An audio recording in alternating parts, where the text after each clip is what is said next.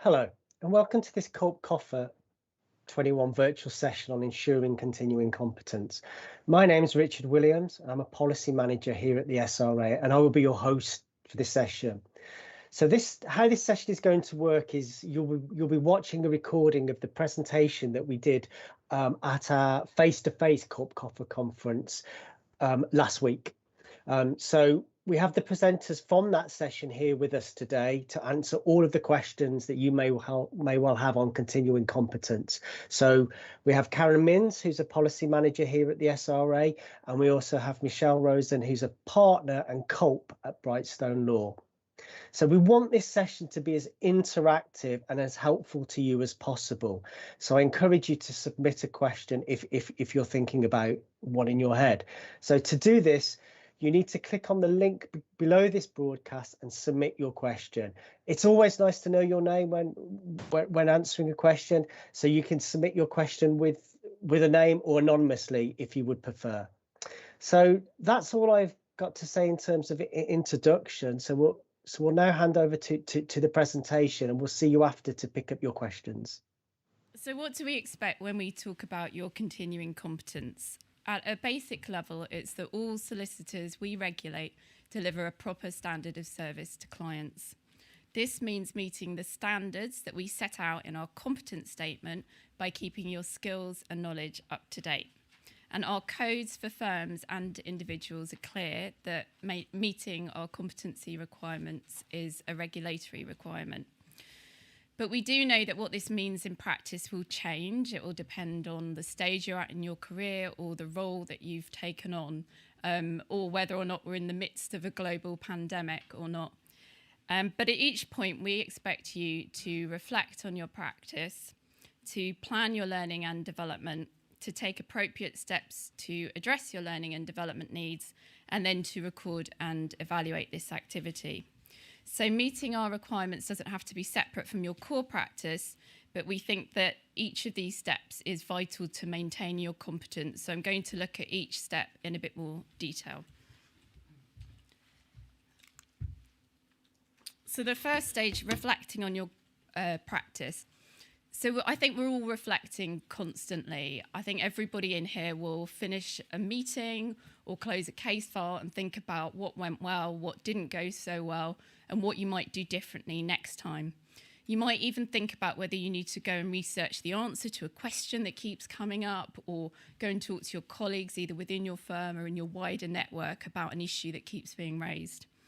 So one of the things that I want you to think about after the session today is how you use this thought process that you're already going through to reflect against the competencies for your role. I've seen a number of really good training records recently, and those really strong ones tend to have a template or a checklist against the competencies required for a role, or indeed use the competence statement itself.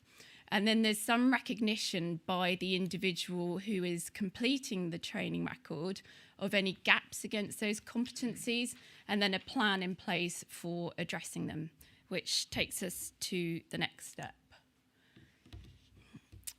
So there's lots of ways for you to plan your learning and development, and you or your firm are likely to have a system or an approach that works well for you. But to help you with this, you should think about asking yourself the questions on the slide there. So what you need to do, why you need to do it, when you need to do it, how you'll do it, and then you need to prioritise that learning and development. And again, it's really important to record this thinking. So you can do this using a development plan, but it doesn't have to be a complicated document. It should just set out what you intend to do, why you're going to do it, and when. We've got templates to help you with this on our website, but there are lots of great resources out there, and they're not necessarily from the legal sector. So the next step is then addressing your learning and development needs. And we know from our work that almost all solicitors undertake some form of formal training every year. While this is great, it's worth remembering that there are lots of ways that you can meet your learning and development needs. And there's some examples here on the slide. But it's worth remembering that any approach to meeting your learning and development needs is valid, as long as you can demonstrate that it contributes to you remaining competent and delivering a proper standard of service, and that you're doing something differently in your job as a result of the learning and development activity. So it's worth thinking about learning and development activities that you can do in addition to or instead of those formal training sessions. And then finally, it's important that you record your learning and development activities. We could ask to see your training records, and so it's just a really simple way, a training record is just a really simple way of demonstrating to us that you take your obligations in this area seriously. We recently reviewed the training records of solicitors practicing in the youth court. We can look at training records as part of our AML work, and we can also look at training records as part of our wider thematic work. We're currently undertaking a thematic review of immigration, and we've asked to see training records as part of that. Again, we don't prescribe a specific approach to how you have to do your training record, but there are templates available on the website to help you with that. And then the final step is to evaluate your learning and development activity. And what we mean by that is thinking about whether the course or the training and development activity met the needs that you had identified in your reflection, whether there's any key points that you can introduce into your practice from your learning and development activity, and whether any further learning and development is needed. So that was a very quick whirlwind look at our requirements, but we know that resources are really key in this area, and we've already got a number available to help you with this. So there's the specific competence resources that I've mentioned, templates and case studies, but it's also worth bearing in mind that we've got general guidance, the SRA updates, the standards and regulations themselves are all there to help you with maintaining your competence. I think it's fair to say that the professional learning and development landscape for solicitors is a dynamic one. You know, roles require new skills, practice areas are constantly changing, new laws, new skills are required. And actually, there's a much greater degree now of innovative approaches to the way in which solicitors can accumulate knowledge and learning. And on top of all of that, you have kind of greater consumer demands in terms of expectations around delivery of service, but also around, you know, what they require from you in terms of keeping your skills and knowledge up to date. So with all of that, I think it's absolutely right and proper that we as the regulator are keeping a watching brief on what Karen has described. So we've been looking at our approach, and our view is that we probably need to kind of undertake some kind of strategic review of continuing competence. And that work sits very much alongside the work that the Legal Services Board is doing and looking into how solicitors and actually other legal professions maintain their ongoing competence. So we've been doing quite a bit of that work recently, and we've been taking into account lots of different types of information to help us think through where we might go and what that review might look like. For example, we've been looking at data we hold. You know, what do we know about competence? What type of reports are we getting, for example? We've been looking at learning and development best practice, you know, not just in this country, but across the world. We've also been looking at approaches to continuing competence that other regulators, not necessarily those just in the legal services sector, adopt. And is there any kind of learning that we can take from those to help us think through our approach to continuing competence? And importantly, we've been kind of taking into account the feedback from firms. You know, we've already run 2 implementation reviews of our approach to continuing competence. And I think there's a very clear message that comes out of those reviews that actually firms are valuing and appreciating the freedom that continuing competence gives them to develop their approaches to learning and development, career progression and career development pathways very much in line with their business needs. And they also value the flexibility that continuing competence gives, the removal of the prescription, the ability to use lots of different types of learning and development, and some of those Karen identified on her screen. So we've been taking that into account as well. And I think where we are at the moment is that we don't see a fundamental need to kind of rip up our approach to continuing competence. However, I think one of the key questions for us as a regulator is to ask ourselves, what else can we do to make sure that we are getting the right and robust assurances that solicitors are maintaining their competence post-qualification within that framework of continuing competence. So I just want to spend the next couple of minutes just talking through some of the approaches and some of our early thinking to that particular question. So as Karen has already mentioned, we already undertake thematic reviews. Now, for those that are not familiar with thematic reviews, these are an approach that we use in relation to a particular issue or risk within a particular practice area, and we'll go and work with some firms to understand how they're addressing that particular risk or issue. And as part of that, we look at whether or not solicitors are maintaining their competence and how they do that. So there's an opportunity for us there to use those existing mechanisms and roll them out more widely where we see there is a need for us to do so. And as you've heard from Karen, we can call in training records. You know, we've already done it for youth court practice where stakeholders have raised concerns with us about, you know, the standard of advocacy delivered by some solicitors in the youth court. As part of our business plan for next year, we've committed to calling in and reviewing the training records of solicitors practicing advocacy, both criminal and civil, in the magistrates and higher courts. And again, that's because we're hearing lots of noise and persistent noise around the standard of advocacy. So it's an opportunity for us just to have a bit of a deep dive and to see how solicitors are reflecting, identifying and addressing their particular learning and development needs in relation to that particular practice area. But I think actually there's more that we can do as well as a regulator in terms of articulating the standards that we expect in particular practice areas. Now, as Karen has mentioned, we have the overarching statement of solicitor competence, and actually we could translate that to describe what those standards look like for particular areas. And actually we've begun that process. In September this year, we published standards for solicitors practicing in the coroner's court. And the good value of that is not only it gives kind of clarity to solicitors on what we expect, but also other stakeholders. You know, solicitors practicing in that area can use those standards as a tool to really hone and focus their learning and development. They can see exactly what we expect, and they can then think about their learning and development in relation to those standards.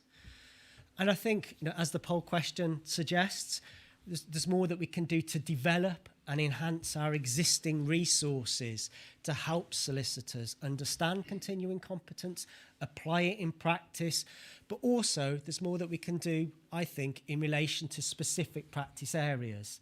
I've talked a little bit about advocacy, and actually after Christmas we'll be releasing and publishing quite a comprehensive suite of resources to help solicitors who practice criminal and civil advocacy meet the challenges of that particular area, but also to help them address their continuing competence requirements. And I suppose the final area that we're exploring in terms of, I suppose, this kind of review of our approach to continuing competence is how can we use data? We have lots of data within the SRA about competence. You know, as I've mentioned, reports made to us, for example. Can we use that more strategically and systematically to try and identify potential issues or concerns within practice areas, or in fact actually good practice as well? It doesn't necessarily have to be a negative. You know, can we use that more strategically to kind of shape and maybe shine a light on particular areas, which we can then share with practitioners in those areas to get on their radar, and for them to ask the question, you know, perhaps do I need to do any learning and development in relation to that? And can we work collaboratively with other organisations as well to share data? So lots of things we are doing, and lots of things we're considering. In terms of, I suppose, next steps, we'll be continuing with this review over the next 12 months. And as part of that, we're really keen to hear kind of your views and your kind of feelings on our particular approach. So hopefully that gives you some sort of clarity on kind of where we're going. And I'll hand back now, I think it's to Karen or Jane. So I'm going to pick up with Michelle.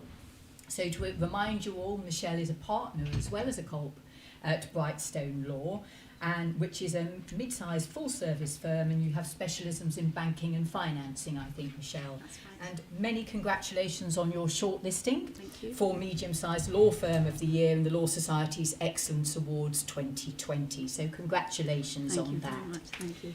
But Michelle, and of course Culp, critical role in that. Critical role. My notes tell me what a Culp do, but I kind of think you all in the room have a pretty good idea. So Michelle, would you like to talk to us a little bit about the approach that your firm takes to this important area? Yes, I would. Thank you. Thank you. First, I'd like to thank the SRA for giving me the opportunity of attending today to share what my firm does. I was fortunate enough to be invited in 2017 and 19, and I actually really enjoyed talking all aspects of compliance, so welcomed very much the opportunity when asked. So by way of background, yes, I am the compliance officer, so it's my responsibility for ensuring that the firm complies with all the regulatory, legal, etc. obligations. I think it's 26 years, coming up for 26 years qualified. Anyone here 26 years or more qualified? Oh, good. Good, I'm amongst them here. So I don't know if you'll remember the days when we were obliged to complete, I think it was when you worked full-time, it was 16 CPD hours. And I don't know if I should be admitting this in front of our regulator, but I was one of those lawyers that when it got to the, I think it was September time, I was getting on a train pretty much every day for a week to complete the hours. So yes, it was, and that was really what we had to do. So I remember, because I've been attending these conferences since they started, and I remember, I think it was 2015, when I attended the first breakout session about the competency, and I remember sort of leaving feeling a bit bewildered, because I thought this is a little bit more complicated than what was in place at the time. So 2016 was all change. I was then, as I am now, the CULP, and it was my responsibility to ensure that the firm complied with 3.1, the Code for Solicitors, and 4.1, Code for Firms. So how was I going to do that? Well, I went, as I always do, to the resources available to me to actually make sure that I fully understood what was required. And in that regard, the SRA templates, etc., are incredibly helpful because they are normally my starting point. And I went to work on producing what is now, and it's been a working document since then, the competence statement for Brightstone Law. And that sets out pretty much what is expected. I did that, well, I did the process of reflecting, first of all, which is, as you know, which Karen has talked about, which is really the starting point, and looking at all the different areas, which I will touch on a bit later on, but things like how do I actually establish what we need to do? So looking at things like appraisals, because at appraisals, obviously, you can look to your staff and you can decide, looking at their practice areas and so forth, what they specifically need.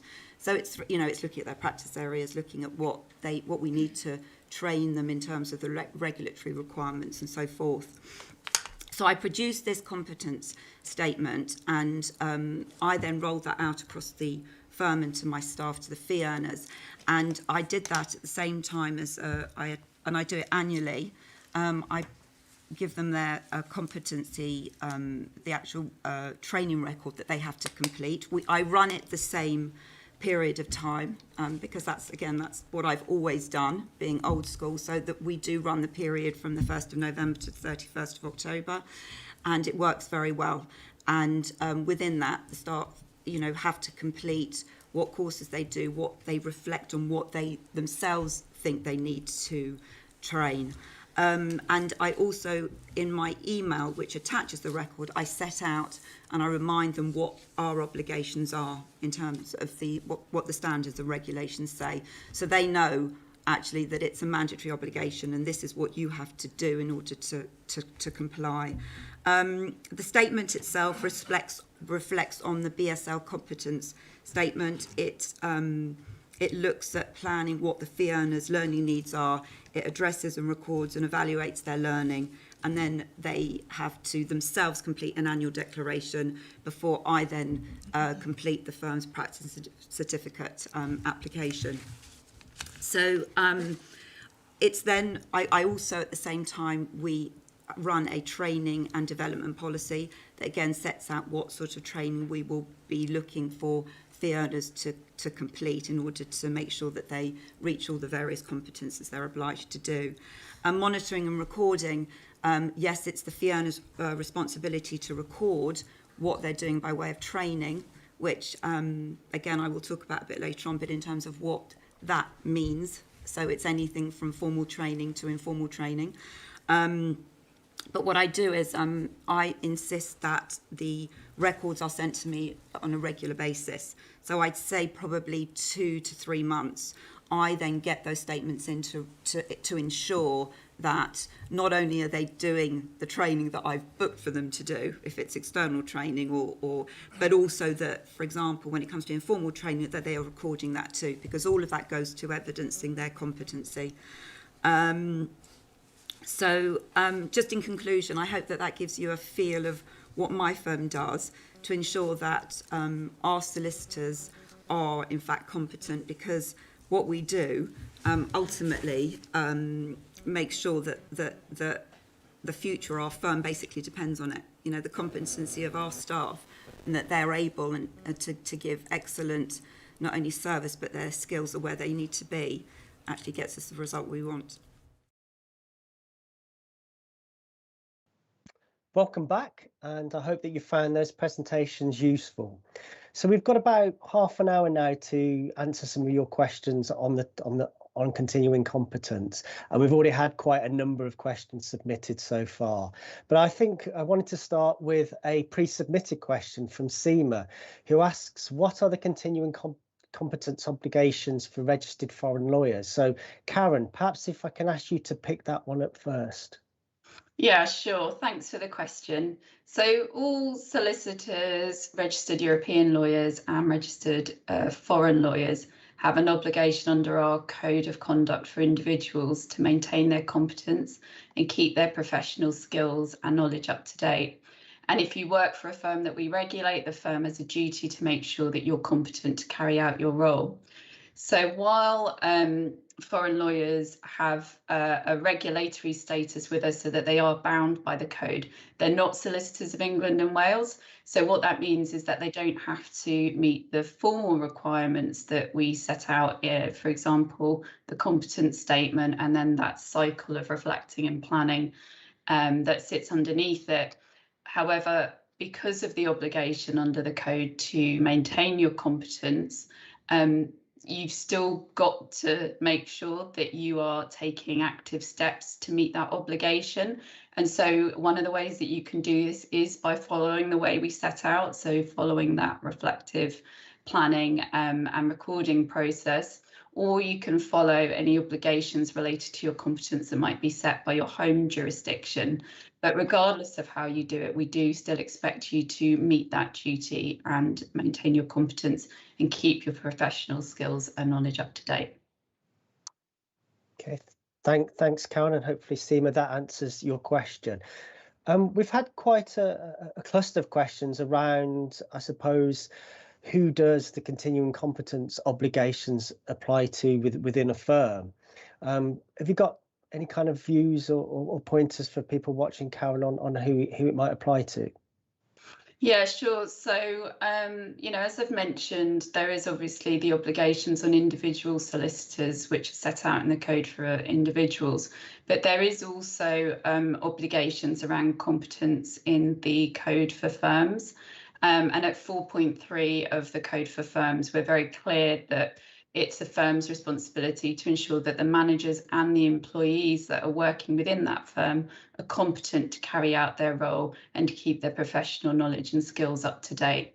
So again, similar, I think, to the RFL's answer, while, individuals working within your firm might not be solicitors and therefore might not have to meet the requirements set out in the competence statement, they are still under, and you are still under, an obligation to make sure that they're competent to do the role within the firm.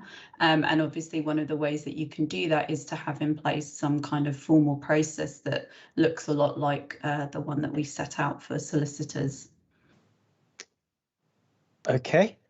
Again, hopefully that gives some clarity to our requirements. There's been quite a few questions actually on I suppose, the kind of the topic of reflection. And I just wondered whether we could bring in Michelle at this stage. And maybe, Michelle, you can give a view on the sorts of approaches your firm takes in relation to reflection and identifying kind of any learning and development needs. Yes, certainly. Well, the starting point is to review what the updated version of the competence statement is on the SRA website, because that is where we set our, or when I initially drafted the firm's competence statement, that was obviously the starting point. So I review that and reflect on that annually. It's also the process of appraisals, because that is an opportunity to speaking to the individual fee earners to ascertain what they have done in the previous year in terms of the practice area, but obviously then in terms of ethics and the regulatory learning. So appraisals are a very useful way of being able to identify where a member of staff has, where they dealt with the training and what they need to do going forward. I hold department meetings with various of the departments in the firm, where again, we look at if any issues have arisen, we can identify perhaps taking that issue and how we then need to perhaps implement further training in relation to that specific issue that's arisen. There we look at the client satisfaction forms, because they're very useful, you know, because that will give feedback in terms of how a specific lawyer has dealt with a matter, and that can identify training requirements too, as do formal and informal complaints. Also a very, very useful tool for identifying if things are going wrong and what we can do to implement by way of training to put those, you know, to obviously improve our systems and make sure that the relevant member of staff gets the appropriate training. FAR reviews is also key, because that will identify whether a lawyer needs additional training in particular area in which he works. And also what we do is we get feedback. We run something called the Culture Club, and we give staff the opportunity to give us feedback throughout the year in terms of whether they think that the things the firm can do to assist with training and development. And that's proved to be a very useful tool, because then we take that feedback and we try and implement processes and procedures to address any training and development needs. Okay, thanks for that, Michelle. Lots of really helpful practical tips there that other firms who might be watching this might want to consider implementing in their organisation. Just keeping you on the spotlight there again, Michelle, if that's okay. Yes. There's been quite a few questions around recording learning and development. So I just wondered whether you could share any views from within your firm about how you do that. In terms of training, what we do? Yes. So in terms of the formal training, I think the first example is one that I did last week, because I obviously attended the training and spoke, but I then attended the breakout sessions, the cybercrime session, and also the AML session that was in the afternoon. And what I did was I made notes and bullet point notes, and then I came back and I'd sent 2 all-staff emails in relation to both, and I set out the main points that were addressed, because that is quite an informal way of getting information out there in a sort of short, concise way. And then what I do is I say to the fee earners at the bottom of the email, please make sure that you record that you've read the email, as in your training records. What's also really useful is when things go wrong, which they sometimes do. So we had a scenario about 3 years ago where a member of staff had sent an email to the wrong person, and what proved really useful was to sort of call everyone into the boardroom, you know, informally, no structured, you know, you've got to be at this meeting at this time, called them in at lunchtime, and then we just had a general conversation about the, you know, what had happened, not identifying the member of staff, but what had happened, and then reminding staff of the steps that they should take to ensure that that doesn't happen. Likewise, as I mentioned in the session, having lunchtime sessions perhaps to discuss the terms of business, because that's informal. It works really well to keep the firm all connected as well, because everyone's very busy doing their own thing, and that way we can come together and have a chat, and that is a form of training. Just one as a final point, we had a couple of years ago, our website, our service provider that supports our website came in and told me a horror story about a firm that whose website had been hacked. And what I did was I got all the members of staff in the office to come down, stop what they were doing, and hear the story, because again, that is a very good way of putting out information about the risks that we face in terms of cyber attacks.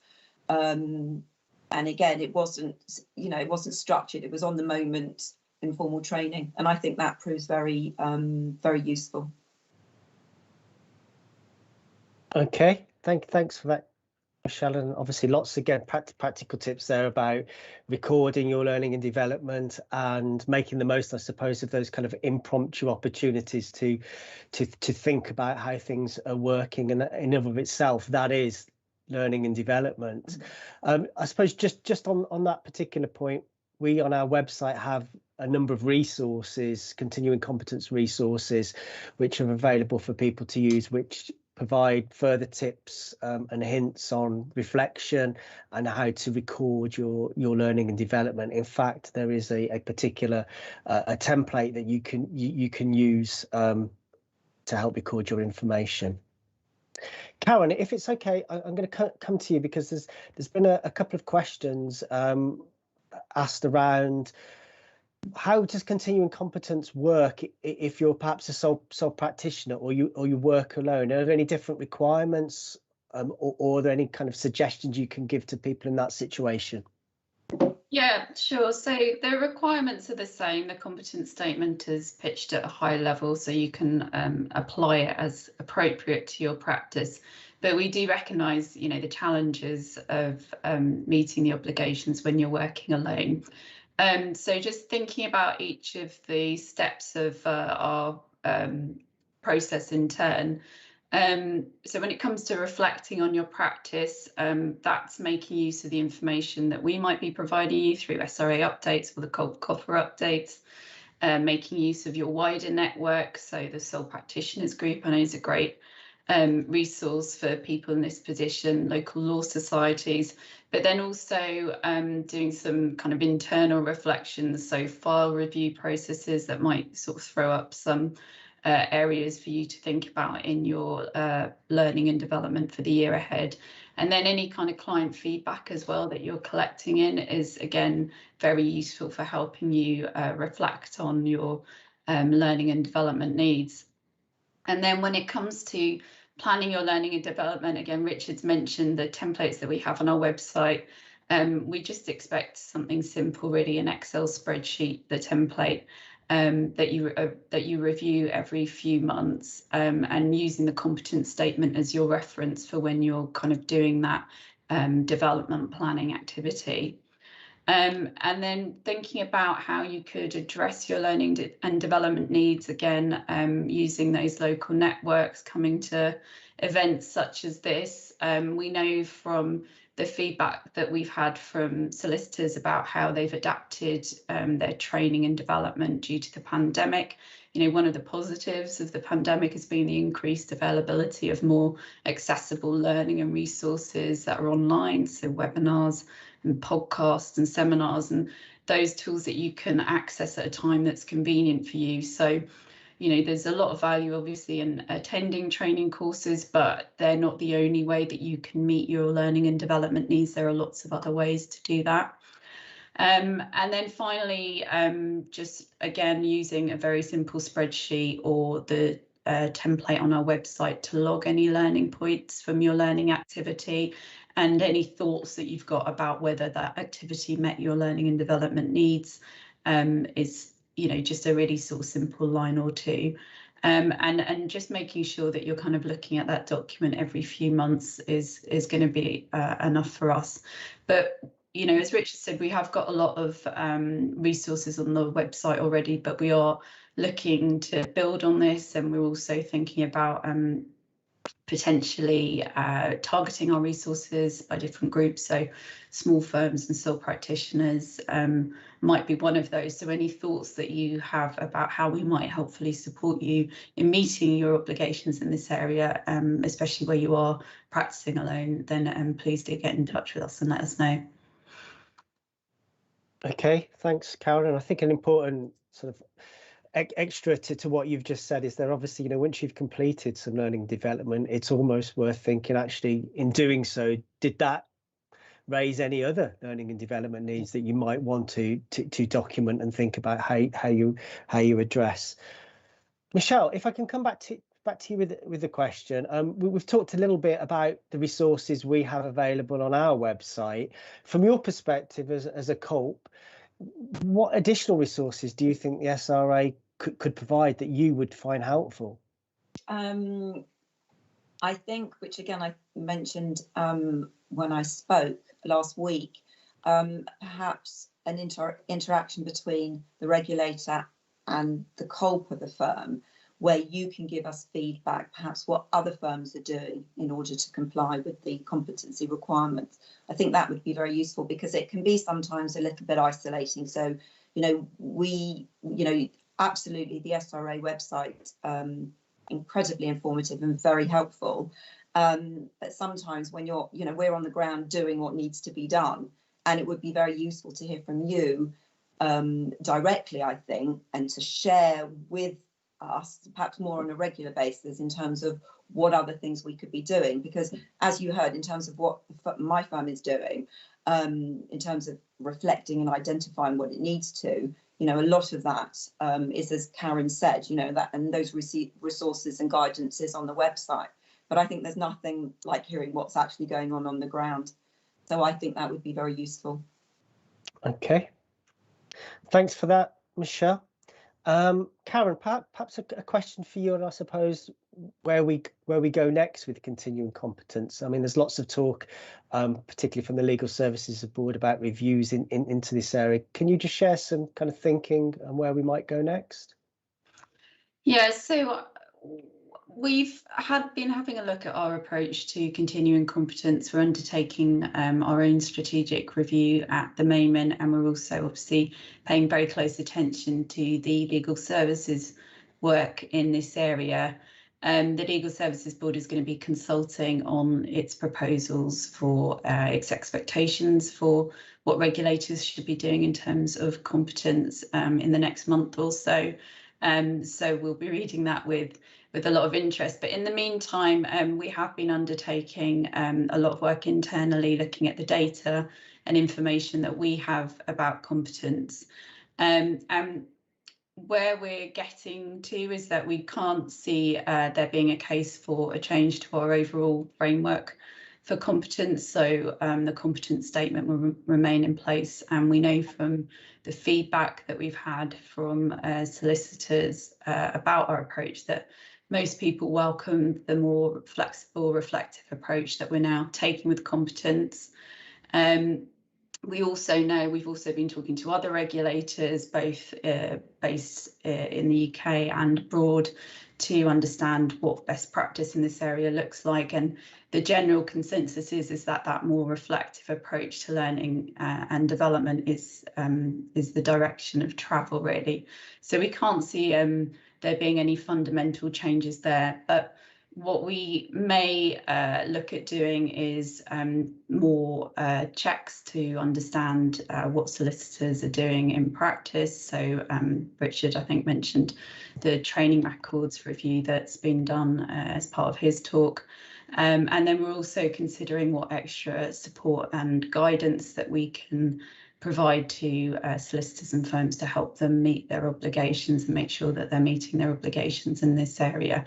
So it's really would be helpful to get any feedback that people have about how we approach this.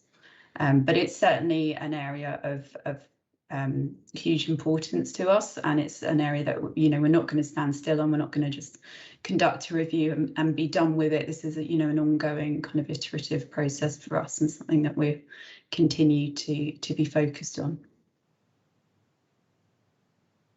Okay, thanks. Thank you for that, Karen.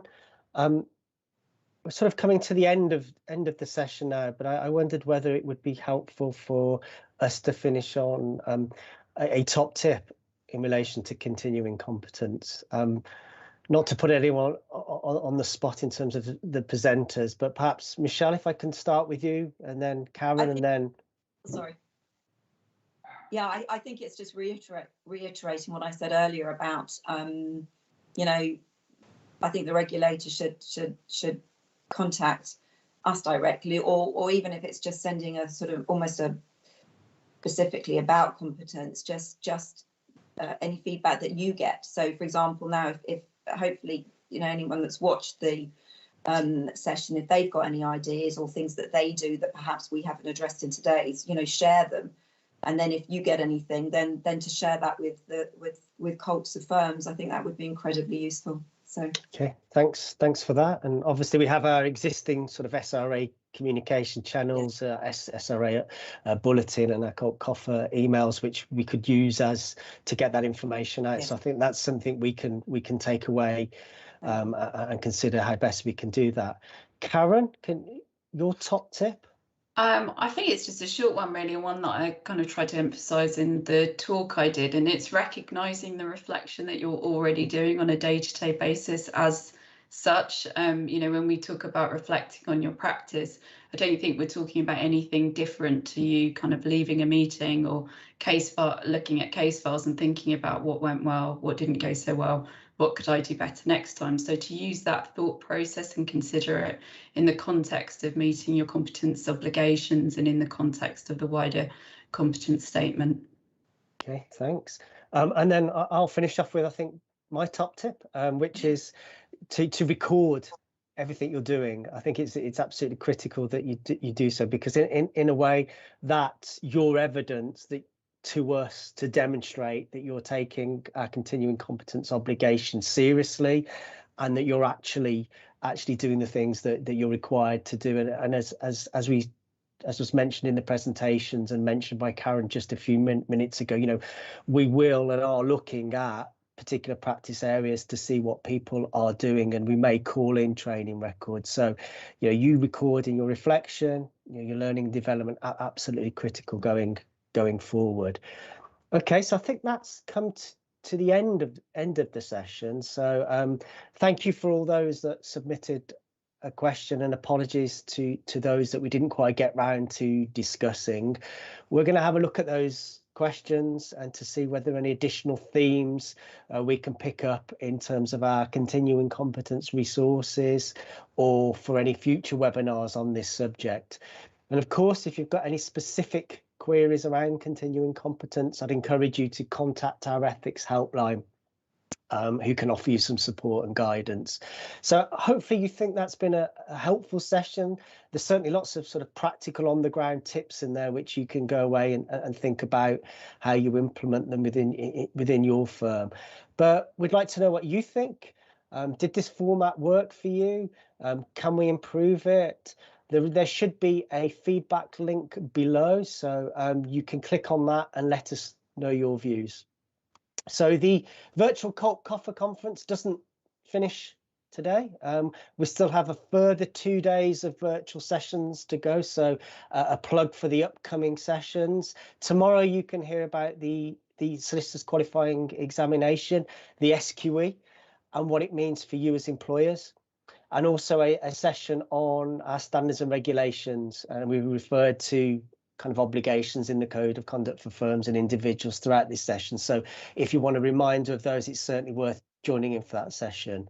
You can visit the SRA events page for full details of those sessions. So I think that's probably it from me, and we look forward to seeing you again.